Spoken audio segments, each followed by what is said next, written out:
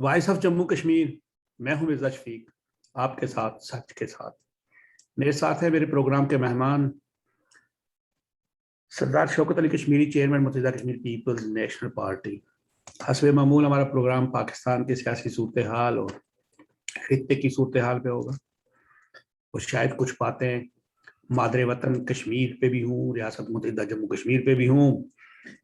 22 اکتوبر صرف 9 دن کے بعد آنے والا ہے، اور یہ وہ دن ہے جو ہماری تاریخ میں ایک اہم مقام رکھتا ہے۔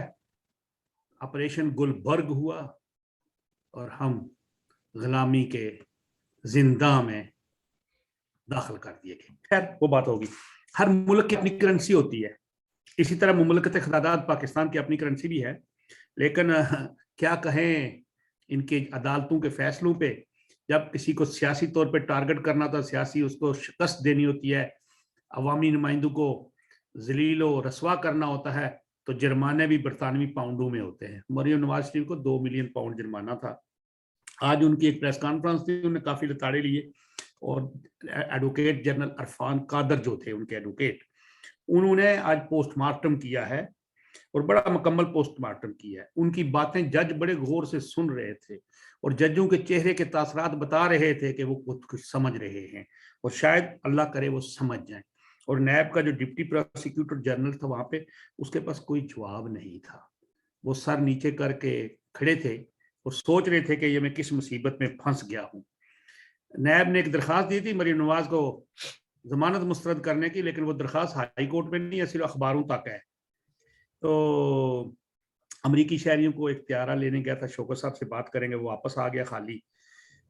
طالبان حکومت کو ماسکو کانفرنس میں بھی مدعو کیا گیا ہے، اور اے یو کمیشن کی جو سربراہ ہیں مدام ارسلان ڈیلین نے 1 ارب یورو کا پیکج بھی دیا ہے۔ اب شوکت صاحب کے پاس چلتے ہیں۔ السلام علیکم جی۔ جی وعلیکم السلام۔ پہلی بات تو یہ ہے جی، وہ جو ابھی تک نوٹیفکیشن والی بات ہے وہ ابھی پھنسی ہوئی ہے، لیکن چلو جو بھی ہے وہ تو ہم نے کافی کچھ اس پہ بات ہوگی، وہ بات ہی جائے گا۔ موسم کیسے کیسے رنگ بدلتے ہیں، یہ تو بدلتے ہی رہیں گے۔ یورپین یونین نے طالبان کو کچھ ریلیف دیا ہے، کوئی 1 ارب یورو کا، تو وہ کہہ رہے ہیں کہ جی اگر وہ اگلے معاملات ٹھیک ہوئے تو ان کو 250 ملین کوئی اور بھی ملے گا۔ ماسکو کانفرنس میں بھی جا رہے ہیں۔ پاکستان کے جو حالات ہیں وہ آپ نے دیکھ رہے ہیں۔ آج عرفان قادر صاحب نے ہائی کورٹ میں بڑے دلائل دیے، ابھی تو دلائل جاری ہیں، لیکن جو وہ ہم نے جو سنی ہے کوئی چیزیں، اس میں تو یہی ہے کہ دیکھیں حالات بدل گئے ہیں۔ آج تو انہوں نے کہا ہے کہ ٹونے ٹونکوں سے، تویزوں سے، مٹکوں سے ملک نہیں چلتے۔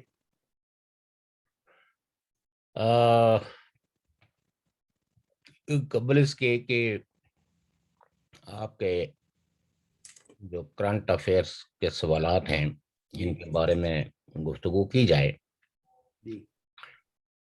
افغانستان کے حوالے سے یورپین یونین نے United Nation Human rights council میں ایک ریزولوشن پیش کی ہے، اور جو پاس بھی ہو گئی ہے۔ البتہ 3 ملکوں نے اس کی مخالفت کی، پاکستان نے، رشیا نے، چائنا نے، اور باہر سے جو ہے وہ وینزویلا اور ایریٹریا نے۔ اور یہ قرارداد جو ہے وہ پاس ہو گئی ہے۔ اس میں ایک تو یہ ہے کہ جو اشرف غنی نے کے دور میں جو اپائنٹ ہوئے تھے یہاں ان کے پرماننٹ مندوب UNHCR میں، انہی کو جو ہے وہ انہوں نے تسلیم کیا ہے، اور ان کو کہا کہ آپ کنٹینیو کریں ریپریزنٹیشنز افغانستان کی، یعنی افغانستان کی نمائندگی کا حق اس شخص کو دیا گیا ہے جو اشرف غنی کے دور میں جو اپائنٹ ہوا تھا، نامینیٹ تھا۔ اس ریزولوشن میں جو خاص بات یہ تھی وہ یہ تھی کہ United Nation Human rights council ایک رپورٹر مقرر کرے، یہ یورپین یونین نے پیش کی تھی، کہ جو مانیٹر کرے افغانستان کی صورتحال پہ، ایک رپورٹر جو لمحہ بلمحہ کی رپورٹ کرے United Nation Human Rights Council کو regarding human rights situation women rights اور ادر جو ایتھنک گروپس اور وہ ساری چیزیں. پاکستان نے اس کی مخالفت کی کہ رپورٹر نہ مقرر کیا جائے. چائنا نے بھی کی اور رشیا نے بھی کی, وینزویلا نے بھی کی اور ایریٹریا نے بھی کی. باقی ملکوں میں جس میں انڈیا نے اس ریزولوشنز کو بیک کیا, اس کو ووٹ کیا, اور باقی یورپین یونین کے ملک اور دیگر ملکوں نے بھی. آپ کو پتہ ہے کہ U N I C R کے پرماننٹ ممبر جو ہے نا وہ 47 ہیں جی, جس میں سے کچھ ممبرانس تو جو ہے وہ ایبسنٹ تھے یا انہوں نے بحث میں یا ریزولوشن پروسیس میں حصہ نہیں لیا. آپ یہ دیکھیے کہ کسی بھی مسلمان ملک نے اس ریزولوشن کی مخالفت نہیں کی, یا تو سیلینٹ سپورٹ کی یا غرض رہی.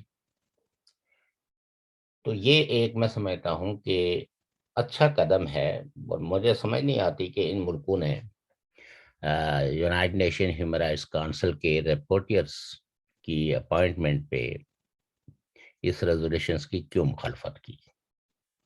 یہ کیا چیز چھپانا چاہتے ہیں, یا پیپلز آف افغانستان جو ہیں جن مشکلات اور مصائب کا شکار ہیں, اگر وہ مشکلات لمحہ بہ لمحہ world community through U N I C R ملیں گی تو اس میں ان ممالک کو کیا پریشانی یا تکلیف ہے. یہ تو سمجھ سے بالاتر ہے. البتہ میں سمجھتا ہوں کہ یہ ایک پیش رفت ہے, ایک پریکٹیکل سٹیپ ہے to supervise the human rights conditions in Afghanistan, چاہے وہ خواتین کے حقوق کا سوال ہو, چاہے وہ ڈیفرنٹ ایتھنک گروپس کا سوال ہو, یا کامن پیپل کا ہو.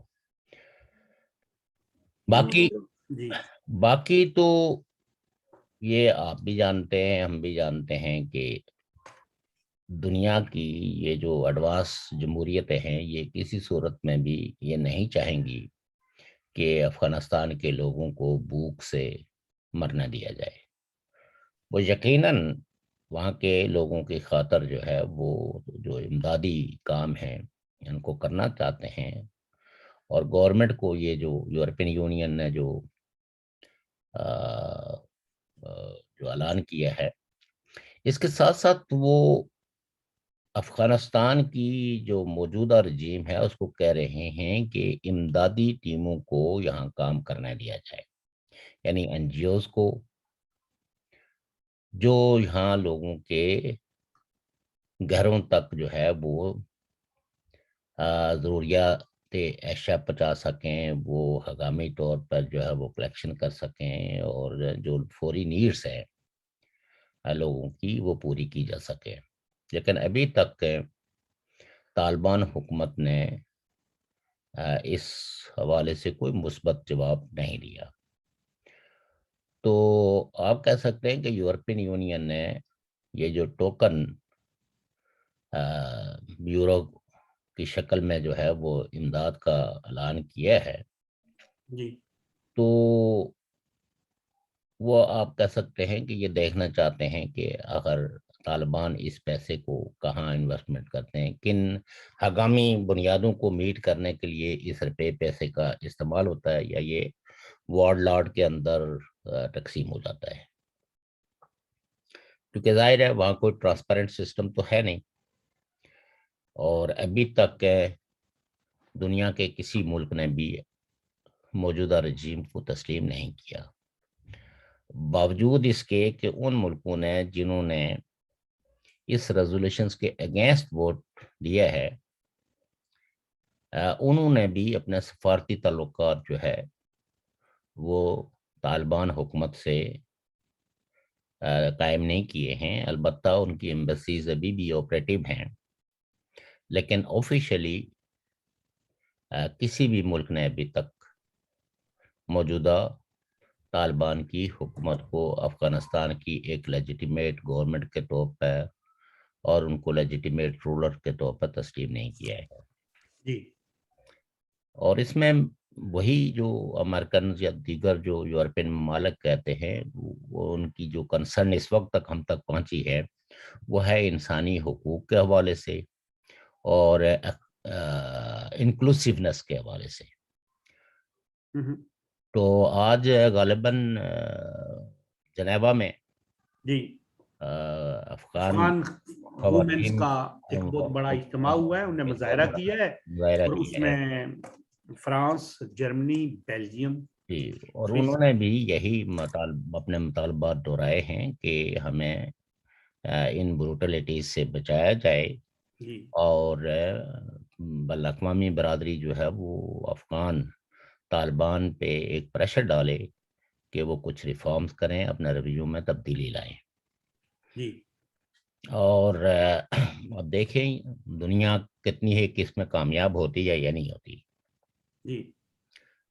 جہاں تک پاکستان کا سوال ہے افغانستان کے حوالے سے, تو پاکستان کا جو بیانیہ ہے وہ تو آپ کہہ سکتے ہیں کہ پاکستان کے اپنے دانشور اس بیانیے کو ایک تباہ کن بیانیہ سمجھتے ہیں اور وہ یہ سمجھتے ہیں کہ اس طرح افغانستان کو کوئی سپورٹ نہیں مل رہی ہے اور جس طرح کی ان کو پورٹری کیا جا رہا ہے عمران خان بلیک میلر اور دہشت گرد اور یہ اور وہ, جب تک آپ ان کو ڈالر نہیں دیں گے تو پھر وہ بندوق اٹھا لیں گے اور پوری دنیا کو مارنے کی طرف دوڑ پڑیں گے. ایک اور جو سیویئر قسم کی ریزرویشنز پاکستان کے جو تحقیق کے ماہرین ہیں انہوں نے کی ہے کہ عمران خان صاحب جو طالبان کی حکومت کو ایک پشتون نیشنلزم کے ساتھ جوڑتے ہیں, یہ بھی ایک غلط بیانی ہے.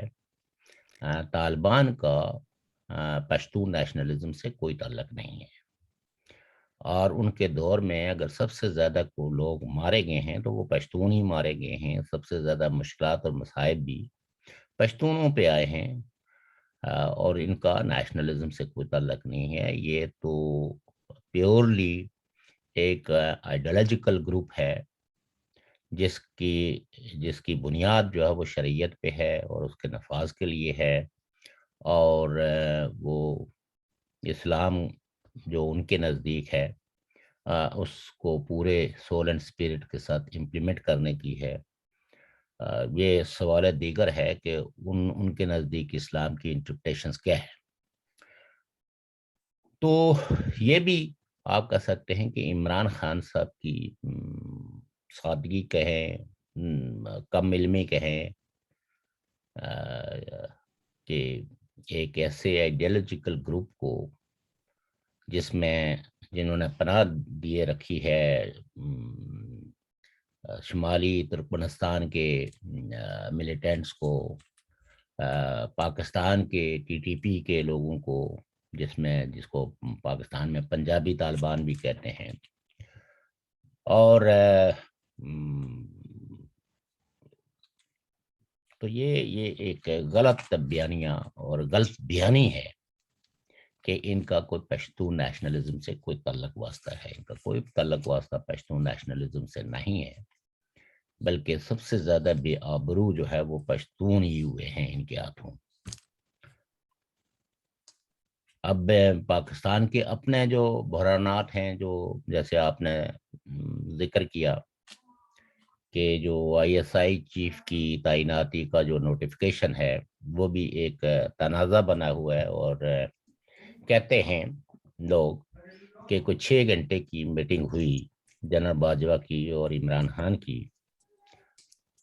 جس میں جنرل باجوہ نے ان کو بہت دو ٹوک الفاظ میں یہ بات کہی ہے کہ ان فیصلوں میں کسی قسم کی کوئی تبدیلی نہیں ہوگی.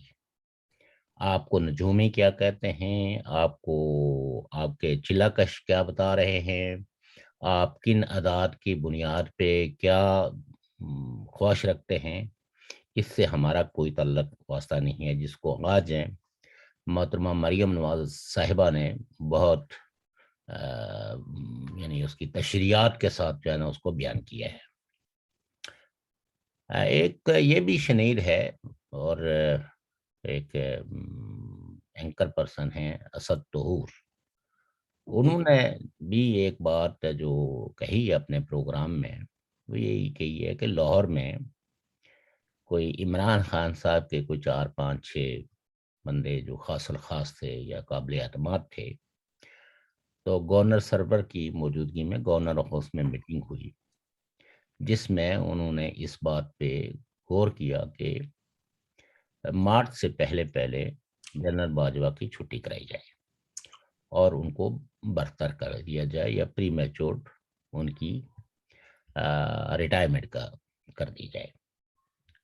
اور یقیناً یہ تو پرائم منسٹر کی ڈومین ہے، کانسٹیٹیوشنل ان کے پاس پاور ہے کہ وہ چاہیں تو مدت پاور نواز شریف صاحب نے بھی استعمال کی تھی۔ جی وہ استعمال کے تو ریپرکیشنز الگ ہے نا، لیکن یہ پاورز تو ہے،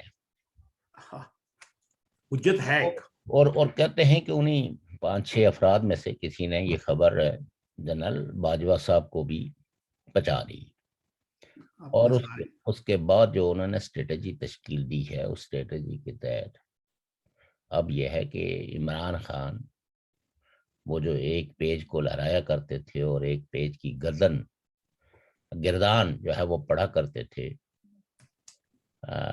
کیا کہتے ہیں وہ ٹوٹ گئی تڑک کر کے، وہ پیج تڑک کر کے وہ پیج جو ہے وہ پھاڑ دیا گیا، یا وہ پیج جو ہے نا وہ اب اس دنیا میں ایگزسٹ نہیں کرتا، پاکستان میں اب ایگزسٹ نہیں کرتا۔ اور یہ جو انہوں نے کچھ اس میں تھوڑی بہت کوئی جو اپنی پسند و ناپسند کا اظہار کیا ہے، یہ بھی کوئی ان کے لیے، ان کے مستقبل کے لیے کوئی اچھی علامت نہیں ہے۔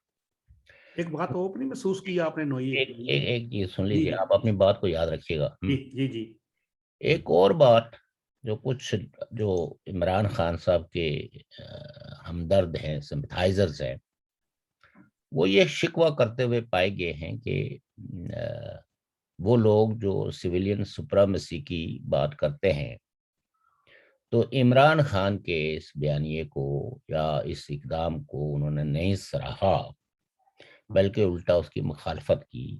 اس کا مطلب یہ نکالا جا سکتا ہے کہ جو سویلین سپریمیسی کی بات کرتے ہیں، وہ دراصل وہ بھی اپنی بالادستی چاہتے ہیں، کوئی سویلین بالادستی نہیں چاہتے۔ تو اس میں بھی کئی ایک لوگوں نے پاکستان میں ری ایکٹ کیا، لیکن میں سمجھتا ہوں کہ سب سے جو طائب، سب سے صحیح جو ری ایکشن تھا وہ اگین مریم نواز صاحبہ کا تھا، کہ اس پرائم منسٹر کے ساتھ تو لوگ کھڑے ہو جاتے ہیں، پولیٹیکل پارٹیاں کھڑی ہو جاتی ہیں، اس کے بیانیے کے ساتھ بھی کھڑی ہو جاتی ہیں، باوجود اس کے کہ پارٹی انٹرسٹ جو ہے وہ شاید کچھ اور تقاضا کرتے ہوں ان سے، لیکن جو سلیکٹڈ ہے، جو عوام کے ووٹوں سے منتخب نہ ہوا ہو، اس کے ساتھ جو ہے وہ پولیٹیکل پارٹیاں نہیں کھڑی ہوتی۔ اور اگر اسٹیبلشمنٹ اپنے کیے کی کوئی تصحیح کرنا چاہتی ہے، تو یہی تو کہا جا رہا ہے کہ بھئی آپ پالیٹکس سے بالکل الگ تھلگ ہو جائیں، آپ پالیٹکس میں مداخلت نہ کریں۔ تو وہ جو 6 گھنٹے کی جو آرمی چیف کی میٹنگ رہی ہے، اس میں کہتے ہیں کہ انہوں نے بہت واضح ان کو کہا ہے کہ فوج اور فوج سے متعلقہ کوئی ادارہ آئندہ ہونے والی الیکشن، وہ چاہے 2022 میں ہوں یا 23 میں ہوں یا 24 میں ہوں، اس سے ہمیں کوئی سروکار نہیں ہے۔ آپ جانے، اپوزیشن جانے، کون جیتتا ہے کون ہارتا ہے، جو جیتا ہوا ہوگا ہم اس کو سلوٹ کریں گے، جو ہار گیا فابیا وہ اپنا جو ہے وہ ہار کا سوگ بنانے کے بعد کوئی اگر پالیٹکس میں رول ادا کرتا ہے تو ہمیں اس سے کوئی غرض نہیں ہے۔ لیکن ہم نے جو ہے وہ آپ کی سپورٹ یا آپ کے ساتھ الائنمنٹ جو ہوئی ہے، اس کے نتیجے میں ہمیں بہت زیادہ جو ہے وہ تنقید کا سامنا ہے، پنجاب میں بھی اور باقی جگہوں پہ بھی. تو یہ اب ہم نے جو ہے کور کمانڈر نے اور ہم سب لوگوں نے یہ پالیسی بنائی ہے کہ آئندہ ہم پالیٹکس میں بالکل حصہ نہیں لیں گے اور کسی کی نہ کوئی سپورٹ کریں گے نہ کسی کی مداخلت کریں گے. اب یہ پیغام عمران خان صاحب کی حد تک تو یہ ایک طرح کا کوئی ان کے لیے تو کوئی اچھا پیغام نہیں تھا. وہ تو یہ توقع کرتے تھے کہ جو وہ 10 سال کے اقتدار کے دعوے کرتے تھے تو اس کا انحصار تو اسی بات پہ تھا چونکہ وہ سمجھتے تھے کہ 2018 کا تجربہ جو ہے 2023 میں بھی دہرایا جائے گا. تو اس میں یقیناً ان کو مایوسی بھی ہوگی, ان میں ان کے اپنے اندر جو ہے وہ ایک تلخی بھی پیدا ہوئی ہوگی. کہتے ہیں کہ وہ خاصے باہر جب میٹنگ سے نکلے تو بڑبڑا رہے تھے جسے آپس میں باتیں کر رہے ہوں اور خاصا منہ لٹکا ہوا تھا. تو یہ تو ہے کہ آپ کہہ سکتے ہیں کہ پی ڈی ایم کا کہ ایک بات ہے, یعنی اس کا وہ جو بیانیہ تھا سویلین سپرامیسی کا یا اسٹیبلشمنٹ کو یہ مشورہ کہ آپ پالیٹکس سے الگ ہو جائیں, پالیٹکس میں مداخلت نہ کریں, تو آئی تھنک کہ کنسرن کوارٹرز میں یہ میسج تو پہنچا ہے. اس پہ وہ عمل درآمد کرتے ہیں یا نہیں کرتے یہ کچھ کہنا ابھی قبل از وقت ہے. لیکن اور جو تجزیہ نگار ہے وہ یہ کہتے ہیں کہ یہ آپ کہہ سکتے ہیں کہ مسلم لیگ نون کے لیے راہ ہموار کی جا رہی ہے, اور جو اس کے ساتھ 2018 میں جو اس کی حق تلفی ہوئی ہے, اس کے ساتھ زیادتیاں کی گئی ہیں, شاید اس کا کوئی ازالہ کرنے کا بھی انتظام اور انتظام کیا جائے. اب اچھا جی تیسری جو چیز آپ نے جو ہے مریم نواز صاحبہ کا جو آج اسلام آباد ہائی کورٹ میں مقدمہ تھا, سماعت ہوئی, مقدمہ تھا, جو آرگومنٹ ہوئے, عرفان قادر صاحب نے بہت اچھے طریقے سے چیزوں کو ایکسپلین کیا. لیکن مجھے اصل میں تھوڑا سا جو کنسٹرینڈ ہے وہ یہ ہے کہ کیا چونکہ مریم نواز صاحبہ کی اور میاں نواز شریف صاحب کی جو سزائیں ہیں یہ سپریم کورٹ کے ججز نے ایک طرح کا دباؤ ڈالا, سپروائز کیا, جو کوئی دنیا میں یا پاکستان کی بھی اپنی کوئی نظیر ایسی نہیں ہے کہ سپریم کورٹ نے کسی کیس کے اندر اتنی غیر معمولی دلچسپی لی ہو جج کو مانیٹرنگ کے لیے کہ بنایا ایک مانیٹرنگ جج اور واٹس ایپ پہ وہ جے آئی کیا ٹی گیا اور جے آئی ٹی ڈائریکٹیو پہ بنائی گئی ہے. تو عرفان قادر صاحب کا یہ آرگومنٹ تو بہت ہی میں سمجھتا ہوں کہ شاندار تھا کہ آپ نے نیب کو معطل کر کے, یعنی جو اس وقت نیب کا چیئرمین تھا اس کو باقاعدہ آرڈر کیا کہ آپ کسی قسم خاموش ہو کا کوئی رول پلے نہیں کریں گے, کوئی احکامات جاری نہیں کریں گے, آپ نے ہماری انسٹرکشنز کو واجد ضیاء کو ہاں, اور ڈیل کرنا. تو وہ انہوں نے یہ کہا کہ یہ نیب کے اپنے قوانین کے خلاف ہے, لیکن نیب کا جو قانون ہے اس کے مطابق جو ایسٹ سے ریلیٹڈ جو کیس ہوتا ہے وہ تمام یعنی ایسٹس کے ایک کیس ہوتا ہے, راؤنڈ میں گھومنے والی جو چیز ہے وہ ایک کیس بنتا ہے. یہاں پہ یہاں جو ہے وہ اس کے 3 کیس بنا دیے گئے ہیں. دوسری بات یہ ہے کہ جس میں مریم نواز صاحبہ کو جو انوالو کیا گیا ہے یہ تو ثابت ہی نہیں کیا گیا ہے کہ وہ بینیفیشری آنرز ہیں. کوئی تصدیق شدہ رجسٹری پیش نہیں کی گئی, اوریجنل ڈاکومنٹ نہیں پیش کیا گیا, ایک فوٹو کاپی پتہ نہیں وہ کس نے بنائی. تو لہذا یہ ہے کہ اس ڈاکومنٹ کو ایگزیبٹ کرنے کے لیے ضروری ہے کہ اوریجنل وہ ڈاکومنٹ جو ہے وہ عدالت کے سامنے پیش کیا جائے. اب چونکہ وہ کیس ایسا ہے کہ جس میں سپریم کورٹ براہ راست انوالو تھا, بلکہ آپ یہ کہہ سکتے ہیں کہ اس وقت کے سپریم کورٹ نے اس کیس کو سزا تک پہنچانے میں اپنی تمام انرجی انویسٹ کی. اب ہائی کورٹ اپنے اپیلنٹ کورٹ کے خلاف کیسے جائے گا؟ یہ تو ہے کہ وہ کیس میں مریم نواز صاحبہ کو بری کرنے کا مینڈیٹ تو سپریم ہائی کورٹ کے پاس ہے کہ وہ اس کے بادی و نظر میں حقائق کو دیکھتے ہوئے کوئی فیصلہ کر سکتے ہیں. جیسے وہ ویڈیو ہے جو جج ارشد کی ہے، ارشد ملک اور بشیر، وہ چیزیں تو میں سمجھتا ہوں کہ مریم نواز صاحبہ کو بری کرنے کے لیے ایسے جو ہے وہ نظیر موجود ہے جو سپریم کورٹ نے ایسے کیسز میں، جس میں خاص کر کے نواز شریف صاحب کے عہد میں ہی وہ جو تھے نیب کے اس وقت کے جو چیئرمین اور احتساب بیورو والے سیف الرحمان اور شہباز شریف کی جو گفتگو کی جو آڈیو پیش کی گئی تھی، اور اس کی بنیاد پہ یعنی وہ کیس خراب ہوا تھا بنزیر والا، وہ کیس یہ اس کا ٹائٹل جو تھا نا وہ آصف علی زرداری بنام جی وہی بنام سرکار تھا. جی تو وہ اس کیس میں ان کو بری کیا گیا تھا.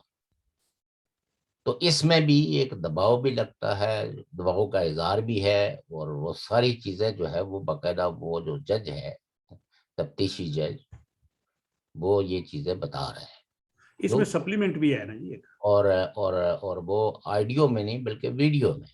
جی اس میں سپلیمنٹ بھی تو ہے. اگر اس میں کوئی شک و شبہ ہو تو سپریم ہائی کورٹ اپنی نگرانی میں اس کا فورینزک بھی کر سکتا ہے. وہ ہو گیا جی کہ وہ تو آ گیا ہوا ہے، پتہ نہیں مطلب نہیں وہ بتا رہے ہیں ہو گیا ہوا ہے. اینی ہو یہ بہت ہی امپورٹنٹ کیس ہے، اور یہ کہاں جا کے اس کی شوکر صاحب اس میں ایک ہے نا کہ حالات ایسے بدل بھی گئے ہیں نا، موسم بھی. عمران خان صاحب نواز شریف صاحب کے نقش قدم پہ چل رہے ہیں آپ، اور مریم نواز صاحبہ نے جنرل باجوہ کی جو یہ کہنا جو ہے نا کہ وہ کانسٹیٹیوشن کی مدد ہے، ہیلپ وہ حمایت کر دی ہے، یہ پکی ہے. مریم نواز صاحب نے چیف آف آرمی سٹاف کے جو اختیارات ہیں ان کی حمایت کی ہے، جو ان کے اپنے پاس اختیارات ہیں، اور عمران خان صاحب نے نواز شریف کے نقش قدم پہ چلنے کا یعنی اظہار کیا ہے تھوڑا سا، ووٹ کو عزت دو. وہ بات یہ ہے نا کہ اگین میں ایک صحافی کے ہی الفاظ کو کوٹ کروں گا، ستور کوئی، انہوں نے کہا کہ بھئی بات یہ ہے کہ ایک ایسا شخص جس نے پاکستان پہ فاشزم لاگو کیا ہوا ہے، ہر آدمی کی لام بندی، زبان بندی، میڈیا سے لے کے صحافی تک، اور ہر مخالف کو مارنے کچلنے جیلوں میں ٹھونسنے تک کے اقدامات کیے ہوں، اس کے ساتھ تو سول سوسائٹی کھڑی نہیں ہو سکتی، اور نہ ہی وہ سپورٹ کر سکتی ہے. اور دوسری بات یہ ہے کہ وہ نواز شریف صاحب کے قدم پہ نہیں، بلکہ آپ یہ کہہ سکتے ہیں کہ وہ جو زاچے انہوں نے نکالے ہوئے تھے، اور وہ فیض حمید کی شخصیت کے اندر اپنا 2023 والا جو الیکشن جیتتے ہوئے دیکھ رہے تھے، وہ خواہ ان کو چکنا چور ہوتا ہوا محسوس ہوتا ہے، اور اس پہ وہ اپنے اینگر کا، اپنی ناراضگی کا اظہار کرتے ہیں. یہ وہ نہیں ہے کہ جن کو کسی نے کہا تھا ریجیکٹڈ، تو انہوں نے کہا کہ آپ نے یہ جرات کی کیسے، اور ریجیکٹڈ والے کو ہمیشہ کے لیے ریجیکٹ کروا دیا. وہ اور لوگ ہیں، وہ اور طرح کے کھلاڑی ہیں. ان کے جو طریقہ کار ہے وہ بہت زیادہ تقریریں نہیں کرتے، وہ مختلف ہے. اور دوسری بات یہ ہے کہ نواز شریف صاحب کا اور عمران خان صاحب کا کوئی تقابل نہیں ہے.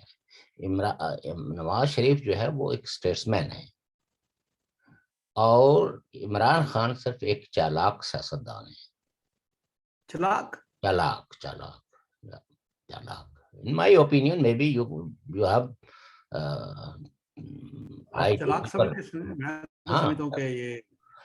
نہیں، یہ دیکھنا بات یہ ہوتی ہے کہ چالاک آدمی ہمیشہ چالاک آدمی ہمیشہ اپنے بارے میں سوچتا ہے، آپ کو ڈیولپ کرنے کے لیے وہ ہر طرح کی چلاکی سے کام لیتا ہے. جو اسٹیٹسمین ہوتا ہے نا وہ اپنے کچھ نہ کچھ ٹریڈیشنز کو، پالیٹکس کی نارمز کو، اوور آل لوگوں کی آراء اور ان کے رویوں، اور تو اسٹیٹس میں چلاک تو ہے، سمجھ گیا میں آپ کا. اور سرفراز نواز جانتے ہیں آپ، ایک کرکٹر ہوتے تھے جی پاکستان جی کے، جی جی جی وہ بڑے مشہور تھے وہ بھی. ہاں انہوں نے ایک پیچھے انٹرویو میں کہا کہ یہ عمران صاحب اتنے چلاک ہیں کہ ریکھا جیسی خاتون جو بیچاری گانے گا گا کے ڈانس کر کر کے فنڈ کر کے پیسے اکٹھے کرتی رہتی ہے اپنی جماعت نہ، اس سے بھی 2.5 کروڑ لے لیا کہ تم سے شادی کروں گا، شادی نہ کی 2.5 کروڑ لے لیا. انہوں نے بلکہ ٹی وی پہ کہا ہے. شاید یہ بھی الزام ہو کچھ لوگوں کا، تو یہ خیال ہے کہ وہ ان کی جو پہلی محبت تھی امیتابھ بچن کے ساتھ تھی، اور جب وہ شادی نہیں ہوئی تو اس کے بعد انہوں نے فیصلہ کر لیا کہ میں دوسری شادی نہیں کروں گا، اور انڈیا میں کس نے، ریکھا کس کے ساتھ ہے؟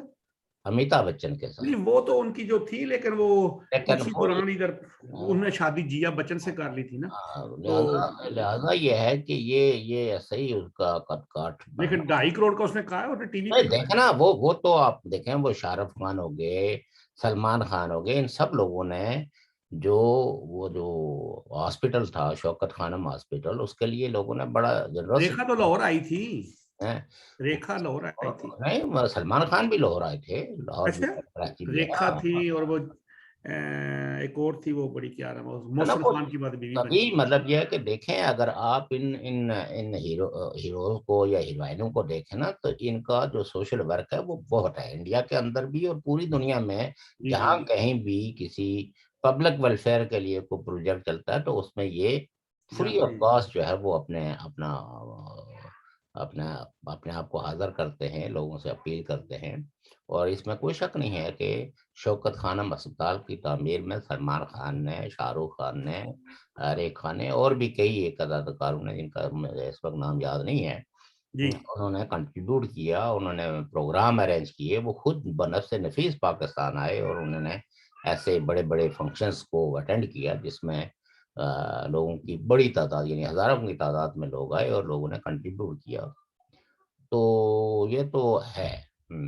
تو کیونکہ جو نوبل کاز ہوتا ہے اس کاز میں ہر آدمی کنٹریبیوٹ کرنے کی کوشش کرتا ہے. ظاہر ہے کینسر ہاسپٹل کی تعمیر کے لیے، جو اس سے پہلے پاکستان میں کوئی کینسر ہاسپٹل نہیں تھا، جی تو اس بات کو لوگوں نے، عمران خان کے اس انیشیٹو کو لوگوں نے بہت اپریشیٹ کیا، اور اس میں بہت آپ کہہ سکتے ہیں کہ کھلے دل سے ان کو چندے دیے. جی یہ الگ بات ہے کہ عمران خان نے ایک اچھا کام کر کے تو پھر اس کے بینیفٹ اپنی پالیٹکس میں لینے کی کوشش کی، اور اسی ہاسپٹل کو بہت زیادہ انہوں نے اپنی پالیٹکس کے لیے ایک ٹول کے طور پر استعمال کیا کہ دیکھ جی، میں تو کچھ نہیں تھا تو میں نے اتنا بڑا ہاسپٹل تھا، اگر ملک مجھے مل گیا تو میں تو 4 چاند لگا دوں گا. تو اس حوالے سے کئی ایک لوگ جو تھے جو ان دعووں پہ ان کے ساتھ شامل ہو گئے، کئی نوجوانوں کی ایک بڑی تعداد تھی. لیکن جو لوگ سنجیدہ لوگ تھے وہ ہمیشہ یہ کہتے کہ عمران خان کے ساتھ کوئی پولیٹیکل پروگرام نہیں ہے، کوئی اکنامیکل پروگرام نہیں ہے، اور پاکستان کے جو مسائل ہیں ان کی ہی is unable to diagnose that. جو پالیٹیشین پاکستان کے فوری مسائل اور بنیادی مسائل کا ادراک نہ رکھتا ہو، اور وہ یہ کہے کہ میں یہاں دودھ اور شہد کی نہریں جاری کر دوں گا، اور جس طرح کے انہوں نے دعوے کیے وہ آلموسٹ دودھ اور شہد والے ہی تھے، اور 3 مہینے میں یہ کر دوں گا، 4 مہینے میں یہ کر دوں گا. تو انہوں نے بہت زیادہ پرومسز کیے. اگر وہ اعتدال کے ساتھ ایک ریئلسٹک اپروچ کے ساتھ لوگوں سے مخاطب ہوتے اور پاکستان کے مسائل کی اگر درست نشاندہی کرتے تو شاید ان کی جو بھی کچھ پاپولیرٹی تھی اس کا گراف اتنا نہیں گرتا جتنا آج گرا ہوا ہے. لوگ اتنے مایوس نہ ہوتے جتنے آج مایوس ہے. اور پھر یہ ہے کہ ایسا لگتا ہے کہ جیسے ان کا چیزوں پہ کوئی کنٹرول ہی نہیں ہے.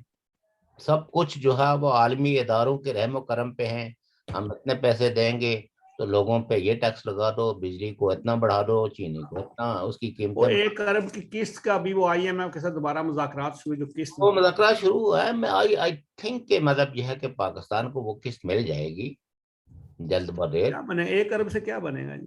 سر بات ارب کی نہیں ہوتی, بات یہ ہوتی ہے کہ اگر IMF قرضہ دیتی ہے نا تو اس ملک پہ باقی اداروں کا بھی چھوٹا موٹا ٹرسٹ جو ہے وہ قائم ہو جاتا ہے. پھر وہ بھی IMF کا قرضہ جو ہے وہ شاید آپ کی اکانومی کو کوئی بہت بڑا بوسٹ نہ دے سکے, لیکن آپ کے بہت سارے مسائل کے حل میں جو ہے مطلب یہ ہے کہ اگر IMF قرضہ نہیں دے گا تو آپ کو ورلڈ بینک نہیں دے گا, ورلڈ بینک نہیں دے گا تو ایشین بینک نہیں دے گا, پھر دیگر ادارے بھی جو ہے, پھر ملک بھی ذرا تھوڑے سے ریلیکٹڈ ہو جاتے ہیں کہ ایسے ملک کو جس کو IMF نے انکار کر دیا. چونکہ IMF تو بہت ایک آپ کہہ سکتے ہیں نا کہ ایک ایسا ادارہ ہے, وہ اس کا انکار اسی وقت ہوتا ہے کہ جس وقت وہ اس ملک کے ہر چیز سے مکمل طور پر مایوس ہو جائے اور انکار کر دیں کہ آپ ہمارے قرضوں کو نہیں لوٹا پائیں گے, لہذا ہم آپ کو مزید کوئی قرضہ نہیں دیتے.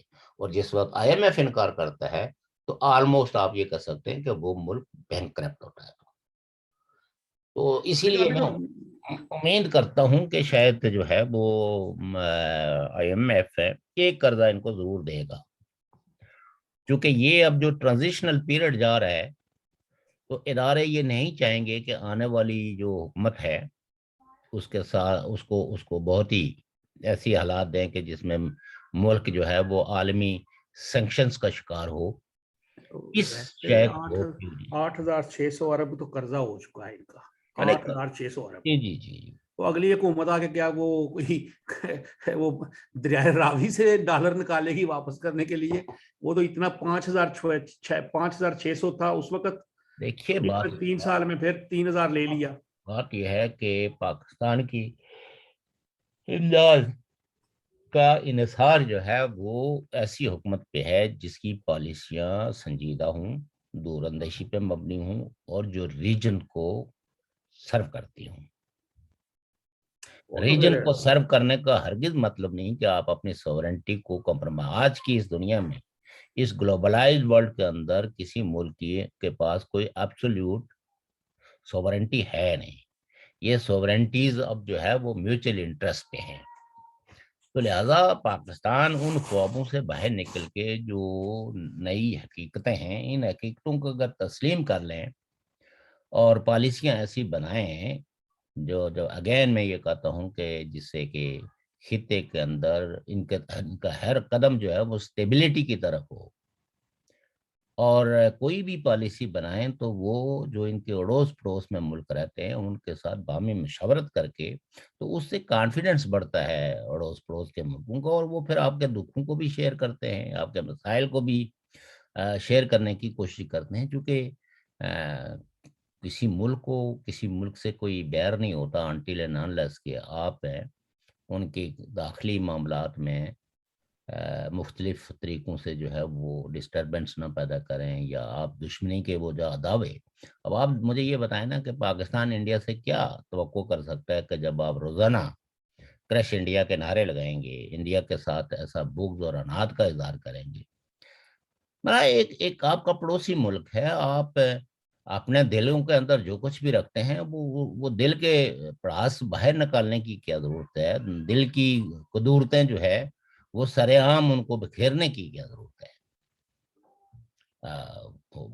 یعنی آپ تو کوئی سٹیپ لیں نا کہ جس سے کوئی ہمدردی. انہوں نے, انڈیا نے تو بہت دفعہ پاکستان کے ساتھ انیشیٹو لیے. واجپئی صاحب بس کے ذریعے آئے اور انہوں نے مینار پاکستان پہ کھڑے ہو کے کہا کہ بھائی ہم نے آپ کو تسلیم کیا, آپ ہمارے پڑوسی ہیں, ہم دوست بدل سکتے ہیں لیکن پڑوسی نہیں پھر بدلتے. اس کا اثر یہ ہوا نا کہ 1998 میں نواز شریف صاحب 1999 میں جی سعودی عرب چلے گئے تھے. جی. تو اس واجپئی صاحب نے, مودی صاحب جن کو بہت ہی ایک انتہا پسند لیڈر سمجھا جاتا ہے, انہوں نے بھی کوشش کی پاکستان کے ساتھ جو ہے وہ نواز شریف صاحب کے دور میں سر جوڑ کے بیٹھنے کی. اب دیکھیں کشمیر جو ہے وہ ایک تاریخی ریاست ہے, جس ریاست کے بارے میں آپ کا رویہ کون سا انڈیا سے مختلف ہے؟ اس کے پاس تو پھر بھی ایک لیجیٹیمیسی ہے کہ اس وقت رولرز نے ان کے ساتھ الحاق کیا، اور بہت ساری وہاں کی جو پولیٹیکل پارٹیز ہیں مین سٹریم، وہ اس ہلاک کو تسلیم کرتی ہیں. ہم تو تسلیم کریں یا نہ کریں، لیکن پاکستان کی اپروچ ٹوورڈز کشمیر جو ہے وہ بھی تو توسیع پسندانہ ہے، وہ بھی تو کشمیر کو ہڑپنے کی ہے. کشمیریوں کو کے جو دکھ درد ہیں ان کے ساتھ تو شیئر کرنے کی نہیں ہے. آپ نے خود جو ہے وہ گلگت بلتستان کو، یعنی آپ نے وہ کام جو انڈیا نے 2005 میں، سوری 5 اگست ہے 2019 میں کیا، آپ نے یہ کام تو جو ہے وہ 1950 میں ہی کر دیا تھا. گلگت کو الگ کر دیا، آزاد کشمیر کو الگ کر دیا، آزاد کشمیر میں ایک سو کالڈ قسم کا اسٹیٹ ڈھانچہ دے دیا، اور گلگت بلتستان کے لوگ جو ہے نا 70 سالوں سے بے آئین، اور ان کا جو جوڈیشل سسٹم تھا وہ بھی آج کا جو سٹینڈرڈ وہ ہے، انہیں ایک سٹینڈرڈ جوڈیشری بھی نہیں مل سکی. رائٹ آف ووٹ بھی ان کو، یہ آپ کہہ سکتے ہیں کہ 2008 کے بعد ہی کچھ ملا ہے. تو اینی ہو، کہنے کا مطلب یہ ہے کہ یہ جتنے مسائل جی ابھی یہ فاٹا میں بھی تو ابھی تک وہ ووٹ کا حق ابھی پیچھے دیا تھا، پہلے تو ووٹ کا حق ان کا بھی ملکائن اور مشیان کے پاس ہی تھا. دیکھیں نا، چلو مطلب یہ ہے کہ وہ تو فاٹا تھا نا جی، گلگت بلتستان فاٹا تو نہیں تھا. گلگت بلتستان کو تو آپ نے فاٹا بنانے کی کوشش کی، آپ نے اس کو جان بوجھ کے پسماندہ رکھنے کی کوشش کی. آج بھی آپ ان کے ساتھ فراڈ کر رہے ہیں کہ ہم ایک پروویژنل جو ہے وہ پروونس بنا رہے ہیں. پروویژنل کیا ہوتا ہے؟ کیا وہ پورے فل رائٹس جو ایک صوبے کے چیف منسٹر کو ہوں گے وہ گلگت کے چیف منسٹر کو ہوں گے؟ irrespective ہمارا سیاسی موقف کیا ہے، آپ تو آج بھی ان کو ایٹ بار کانسٹیٹیوشنل گارنٹیز مہیا کرنے کے لیے تیار نہیں ہیں. آپ ان کو دھوکے میں رکھ کے وقت گزاری کر رہے ہیں کہ اگر کہیں انڈیا کے ساتھ آپ کی نیگوسیشن اس نتیجے پہ پہنچ جاتی ہے کہ جو آپ کے پاس ہے وہ آپ رکھ لیں اور جو ہمارے پاس ہے وہ ہم رکھ لیں، تو آپ تو ان صوبوں ان علاقوں کو وہ رائٹ دینے کے لیے تیار نہیں ہیں. آپ تو گلگت بلتستان کو خیبر پختونخوا میں ضم کرنے کی تیاریاں کافی عرصے سے کیے بیٹھے ہیں، اور آزاد کشمیر کے بارے میں بھی ان کے جو عزائم ہیں، آزاد کشمیر کے کئی فارمر صدور نے اور پرائم منسٹرز نے اس کا اعلان کیا، جو ان کے ساتھ ڈیبیٹ اور ڈسکشنز ہوتی رہی کہ اس کو بھی پنجاب کے مختلف اضلاع کے ساتھ تین ضلع نا، تین ضلع، تین ضلع. تو یہ جو آزاد کشمیر اور گلگت بلتستان میں جو لوگ خواب خرگوش میں رہتے ہیں، ان کو اندازہ نہیں ہے کہ ان کے ساتھ ہونے وہ کیا والا ہے. اور اگر اب بھی انہوں نے عقل اور شعور کے ناخن نہ لیے اور اپنے حقوق اور اپنی تاریخ اور اپنے تشخص کے حوالے سے انہوں نے کانشیس ایفرٹس نہ کی، اور اپنے دوست جو ہے وہ تلاش کرنے کی کوشش نہیں کی. دوست وہ نہیں ہوتے جو اقتدار میں بیٹھے ہوئے ہوتے ہیں. پاکستان کی سول سوسائٹی، پاکستان کی پولیٹیکل پارٹیز، وہ فاروق عبداللہ صاحب کا ایک بڑا بیان تھا، سنا ہے آپ نے؟ کیا Farooq Abdullah ex chief minister ji India کا، انہوں نے کہا کہ Kashmir will be never part of Pakistan, never. دیکھیں، میں فاروق عبداللہ صاحب کے بیانات کو جو ہے وہ زیادہ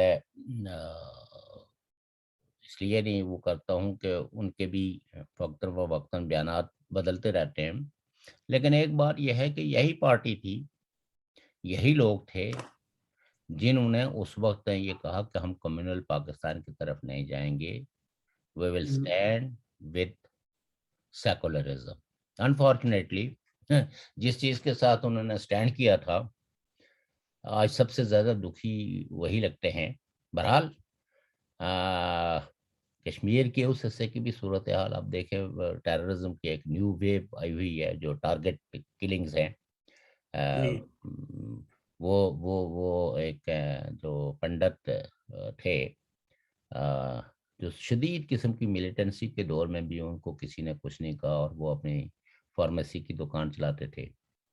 آج نسبتاً جو ہے وہ جہاں ملیٹنسی کا زور کم ہوا ہوا ہے وہاں اس طرح کے ایک پنڈت کو 2 ٹیچرز کو, پھر مطلب یہ کہ آپ دیکھیں کہ ٹوٹل جو کلنگز جو ریکارڈ پہ آئی ہیں 28 کلنگز ہوئی ہیں, جس میں 21 مسلمز ہیں اور 7 جو ہے وہ نان مسلمز ہیں. تو ڈاکٹر صاحب ہمارے پروگرام کا جی وقت ختم ہو گیا ہے. وقت ختم ہو گیا ہے. محترم ناظرین و سامعین, آپ نے شوکت صاحب کے خیالات سنے. ہم تو بھی پاکستان کے معاملے میں پھنسے ہوئے ہیں کہ ابھی انشاءاللہ جلد اگلے جو ہے شوکت صاحب سے مشورہ کر کے ہم اپنی تاریخ پہ اپنی بات کریں گے. 22 اکتوبر آ رہا ہے, نکلے باہر, جھنڈا اٹھائیں, کہیں ہمیں غلامی نہیں نہ منظور, کیونکہ ہم اپنے ہی گھر میں غلام بنے ہوئے ہیں. ہمارے اپنے وسائل ہیں, ہمارے پاس سب کچھ ہے, وہ ہم پہ ہی خرچ ہونے چاہیے. دوسری جگہ کیوں کوئی لے کے جائے؟ ہمیں اس کی مذمت تو کرنی چاہیے نا. آئیں 22 اکتوبر کو باہر نکلیں گے, ہر شہر میں, ہر گلی میں, ہر کوچے میں, اور کہیں گے ہم متحدہ ریاست جموں کشمیر کے دائی ہیں اور ہم ہی متحدہ ریاست جموں کشمیر کے مالک ہیں. 1946 میں جو ریاست بنی, 47 میں جو ٹوٹی, اس کی جو پہلی حیثیت تھی مکمل, اس کے ہم علم بردار